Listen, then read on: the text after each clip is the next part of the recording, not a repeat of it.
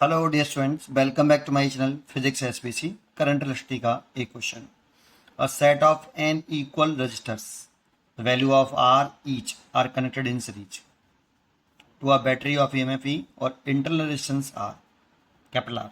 The current drawn is capital I. Now the n resistors are connected in parallel to the same battery. The current drawn from the battery becomes 10 I. The value of n each.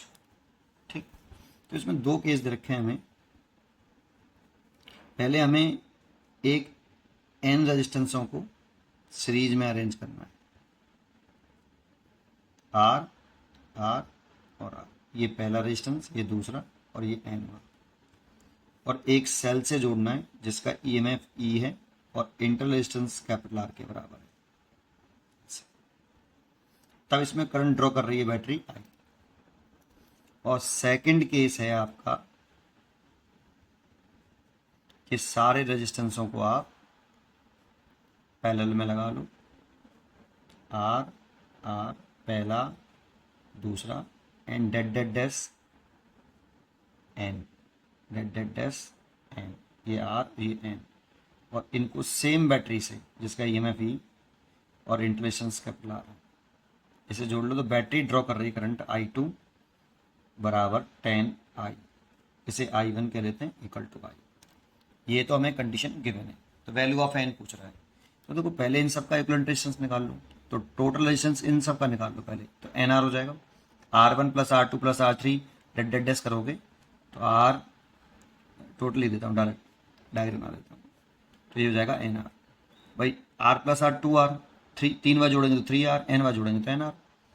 और ये आपका एक circuit बन गया इस तरह से। इसका ये इंटर रेजिस्टेंस है small r equal to capital R. यहाँ से करंट है आई वन, ये टोटल। तो करंट का फॉर्मूला होता है टोटल करंट आई बराबर total EMF upon total resistance, ऐसे। तो टोटल करंट तो आई वन, टोटल ईएमएफ तो ई हो गया। अब बताओ ये रेजिस्टेंस और ये रेजिस्टेंस किस कॉम्बिनेशन में है? तो यहां से करंट ऐसे जा रही है आई वन और इसमें भी आई वन, ऐसा।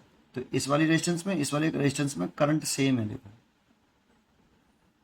और जब करंट सेम होता है तो सीरीज कॉम्बिनेशन में करंट सेम होता है। तो ये दोनों रेजिस्टेंस सीरीज में हो गए, और सीरीज में हो गए तो टोटल रेजिस्टेंस हो गया सर्किट का n are plus capital R. इन दोनों को सीरीज में जोड़ लो तो R one plus are two कर लो, तो ये हो गया। This is the first case. ऐसे ही इन सब में देखें तो ये सारे रेजिस्टेंस पैरेलल में है, तो इन सबको पैरेलल में कर लो। तो one upon r dash is equal to one upon r plus one upon r plus one upon r, कितने टाइम्स? N times. अगर सोचो टू बार ऐड करते हैं तो टू बाई आर, थ्री बार ऐड करते हो थ्री बाई आर, एन बार ऐड करेंगे तो एन बाई आर। तो आर डैश कितना आया? R by n. तो इसका इसका सबका एक कर लें तो सर्किट डायग्राम कुछ इस तरह से बन जाएगा। ये आर बाई एन हो गया, और ये एक सेल जोड़ा हुआ है जिसका ईएमएफ ई है और इंटरलेशंस कैपिटल आर के बराबर है, ऐसा। अब इसमें करंट आई टू जा रही है। अब सोचो ये रेजिस्टेंस और ये रेजिस्टेंस किसमें, तो देखो फिर करंट सेम है, ऐसे। इसमें करंट सेम और करंट सेम है, तो ये सारे सीरीज को, ये दोनों सीरीज कॉम्बिनेशन में, इसलिए टोटल करंट लिखें आई टू बराबर टोटल ईएमएफ, ये वाला फॉर्मूला लगाओ, ई और टोटल रेजिस्टेंस लिखो तो r by n plus capital R. यहाँ से ई और एन एलसीएम ले लेंगे नीचे, तो एन ऊपर पहुँच जाएगा भाई। एन आप एलसीएम ले लो नीचे से, तो एन ऊपर पहुँच जाएगा, और ये हो जाएगा आर प्लस एन आर। ये क्वेश्चन नंबर 2। अब क्वेश्चन में हमें गिवन है कि ये जो वाली करंट होती है आई टू, ये आई टू 10 आई है, 10 आई वन है, ऐसे है ना। तो I two is equal to 10 I one. तो आई टू की वैल्यू दे रखी है हमें कितनी? अच्छा, ये हमें आई दे रखी है बेटा क्वेश्चन में कि इसमें करंट आई है, देखो करंट ड्रॉन फ्रॉम आई। तो आई टू की वैल्यू दे रखी है हमें n E over r plus n R और 10।